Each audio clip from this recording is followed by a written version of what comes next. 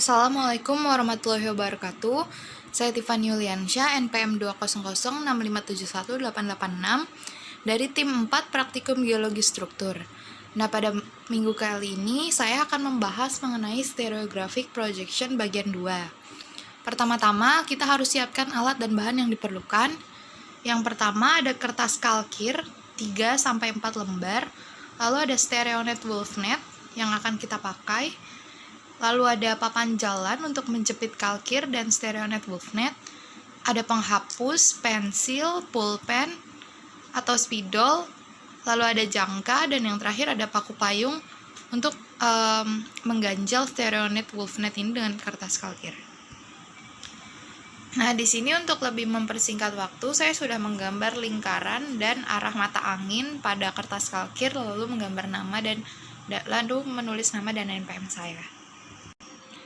Nah, pada soal pertama di sini kita akan mencari nilai true dip dengan diketahui strike, trend, dan plunge-nya. Langkah pertama adalah mencari strike-nya. Setelah dihitung melalui garis-garis di kutub ini, kita mendapatkan nilai strike-nya terdapat di titik ini. Lalu setelah itu kita akan mencari berapa nilai trend-nya. Setelah menghitung dari titik 270, 80, 90, dan 98, jadi trennya ada di sini. Nah, untuk mencari plunge di sini kita akan menggeser titik nilai tren ini ke titik yang paling dekat, yaitu di sini adalah 270 derajat. Diputar seperti ini, lalu dari sini kita bisa menghitung sebanyak 20 derajat, yaitu nilai plunge yang diketahui dari garis ini. Nah, maka dari itu kita mendapat nilai plunge-nya terdapat di sini. Setelah itu kita sejajarkan titik strike ke north. Nah, untuk mencarinya di sini kita dapatkan titik plunge ini berada di sini. Lalu kita harus menarik garis dari titik plunge ini ke garis strike menuju ke kutub selatan. Nah, setelah menarik garis seperti ini, di sini kita bisa menghitung nilai true dip-nya. Dari kutub barat di sini, kita bisa menghitung berapa derajat menuju ke garis ini. Nah, di sini saya mendapatkan nilai true dip-nya yaitu 25 derajat. Nah, masuk pada soal kedua. Di sini jika diketahui orientasi apparent dip suatu patahan adalah north 80 derajat east dengan 75 derajat south dan north 60 derajat east dengan 52 derajat northwest, berapa nilai orientasi struktur garis dan bidangnya? Nah, di sini langkah pertama kita harus membuat apparent dip yang pertama dan yang kedua. Nah, di sini saya sudah mendapatkan apparent dip yang pertama berada di sini. Lalu untuk titiknya yaitu 75 derajat. Kita hitung 75 derajat dari titik apparent dip 1 ini. Nah, saya menemukan ada di sini. Lalu sama seperti itu yang kedua, north 60 derajat east saya menemukan di sini, dan untuk titiknya saya menemukan ada di sini. Nah, dari mana kita bisa menemukan titik-titik ini? Yaitu kita menghitung dari garis-garis ini, garis tebal ini, sebesar yang ditanyakan. Di sini 75 derajat, 10, 20, 30, 40, 50, 60, 70, berarti di sini adalah 75. Seperti itu. Sama juga seperti yang apparent dip kedua ini, titiknya. Nah, titik-titik ini adalah orientasi struktur garisnya. Selanjutnya kita akan mencari orientasi struktur bidangnya, yaitu dengan cara memutar kedua garis ini sampai nanti mereka berada pada satu garis yang sama, lalu kita akan hubungkan dari north menuju garis ini ke south. Sebelumnya kita akan putar dulu titiknya. Nah, di sini saya sudah menemukan di mana titik-titik ini bersambung pada garis. Lalu selanjutnya kita akan sambungkan ke arah north dan south. Nah, seperti ini garis yang telah saya buat. Setelah itu kita akan mencari nilai strike-nya. Setelah itu kita akan memutar kalkir ini ke tempat semula. Nah, seperti ini. Di sini kita bisa menghitung nilai strike-nya. Di sini yang saya dapatkan strike-nya adalah 10, 20, 30, 40, dan 44 derajat. Setelah itu di sini kita akan mencari nilai true dip-nya, yaitu dengan memutar titik strike ke arah north seperti tadi. Setelah itu kita akan mencari nilai dipnya dari west, karena west ini adalah kutub terdekat dengan garis strike. Di sini kita akan menghitungnya. Nah, di sini saya mendapatkan nilai dipnya yaitu 86 derajat.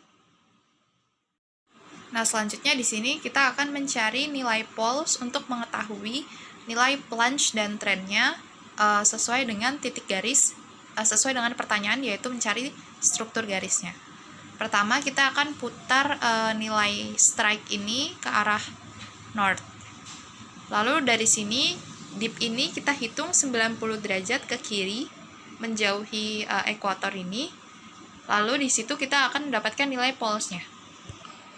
Di sini kita menemukan titik polesnya, lalu kita teruskan titik poles ini berapa derajat menuju ke ekuator terdekat, yaitu di sini adalah west.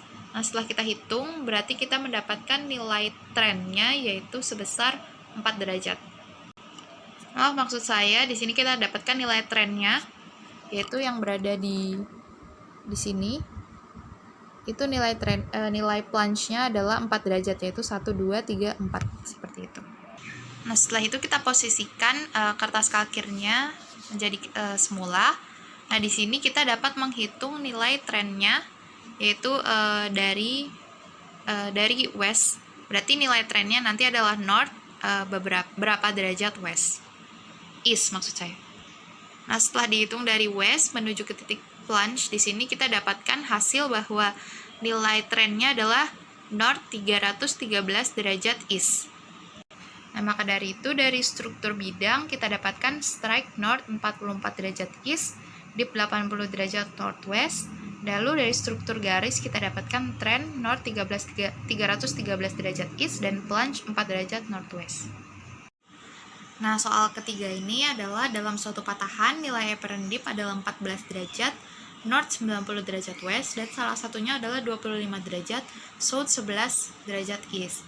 Nah, berapa orientasi bidangnya? Di sini kita disuruh untuk mencari orientasi bidang, maka dari itu kita akan kita akan menggunakan struktur garis. Kita akan menggunakan garis jika nanti sudah didapatkan.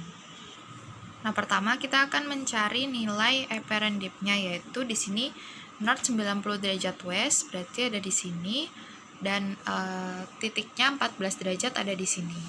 Lalu yang kedua ada south 11 derajat east, yaitu ada di sini, dan titik 25 derajatnya berarti ada di tengah-tengah sini. Setelah itu kita akan menggeser nilai dari titik ini sampai mereka berada pada satu grid circle yang sama. Nah, berada di sini, lalu kita akan membuat garis dari north melalui titik ini menuju ke south. Nah, ini adalah bidang yang telah kita buat. Langkah selanjutnya adalah kita memutarnya ke garis asalnya, lalu di sini kita bisa menghitung berapa nilai strike-nya. Nah, di sini kita mendapatkan nilai strike-nya yaitu 30 derajat atau north 30 derajat east. Nah, maaf tadi 30 derajat itu belum dikonversikan. Nah, setelah dikonversi kita akan mendapat nilai strike yang benarnya. Yaitu nilai strike-nya adalah north 330 derajat east. Nah, setelah itu mencari nilai dip-nya, kita posisikan strike-nya di north, lalu kita hitung dari west karena garis bidang ini paling dekat dengan west. Setelah kita hitung, nilai dip-nya adalah 16 derajat. Nah, soal keempat ini adalah soalnya suatu formasi paleomagnetik batuan beku memiliki orientasi saat berada di north seeking adalah 32 derajat dan north 67 derajat east dengan aliran yang telah terlipat hingga north 12 derajat west 40 derajat. Berapa orientasi atau plunge dan trend dari posisi platelet paleomagnetiknya? Di sini kita misalkan formasinya yaitu formasi Y dan O. Nah, strike yang pertama di sini kita dapatkan north 67 derajat east. Lalu setelah itu kita putar garis titik strike ini ke north untuk mendapatkan untuk mencari nilai dip-nya. Nah, setelah diputar di sini nilai dip pertamanya, lalu kita akan menggambar garis dari strike ke south-nya. Nah, ini adalah garis strike pertama. Lalu kita akan putar ke arah normal, dan kita akan hitung strike kedua, yaitu north 12 derajat west. Di sini saya mendapatkan titik strike keduanya berada di sini. Lalu kita akan putar strike 2 ke north, lalu mencari dip dan menggambar garis seperti tadi. Nah, seperti ini karena kita dapatkan nilai dip 10, 20, 30, dan 40 seperti soal. Lalu kita buat garisnya, lalu garisnya akan berpotongan seperti ini. Setelah itu kita putar strike ke garis north seperti tadi untuk mencari pole. Masing-masing pole kita cari menggunakan cara yang sama, yaitu kita hitung 90 derajat dari nilai dip yang kita temukan. Lalu di titik itu kita akan memberikan keterangan bahwa itu adalah pole dari Y yang pertama. Lalu seperti itu juga yang akan kita lakukan kepada strike kedua ini. Nah, setelah dihitung kita dapatkan pole Y1 di sini dan pole O1 di sini. Nah, seperti ini pole Y1-nya kita akan lalu kita akan buat pole Y2-nya tepat di titik pusat ini. Di sini kita akan menghitung berapa derajat yang diperlukan untuk ke titik pusat, lalu titik pusat ini akan menjadi pole Y2. Nah, didapatkan nilai pole Y1 ke pole Y2 adalah 32 derajat. Lalu kita akan gunakan 32 derajat ini untuk membuat pole O2. Nah, setelah itu pole O1 ini kita tambahkan 32 derajat, yaitu ada di sini, dan ini akan menjadi titik pole O2. Nah, setelah itu titik pole O2 ini ditarik ke titik ekuator west, lalu kita tambah 90 derajat untuk mencari nilai dipnya. Nah, nilai dipnya berada di sini. Lalu nilai dip ini kita akan buat garis dari north bersilangan dengan dip menuju ke south. Nah, dari sini kita bisa menghitung nilai dipnya dari west ini. Lalu kita bisa menghitung nilai strike-nya dengan cara memutar kalkir ini ke garis yang sebenarnya. Lalu di sini strike-nya bisa kita dapatkan berapa nilainya. Nah, setelah saya hitung di sini saya mendapatkan nilai dipnya yaitu 44 derajat. Lalu nilai strike-nya saat saya luruskan lagi, itu saya mendapatkan nilai strike-nya adalah north 310 derajat east. Nah, sekian penjelasan materi dari saya, kurang lebihnya mohon maaf. Wassalamualaikum warahmatullahi wabarakatuh.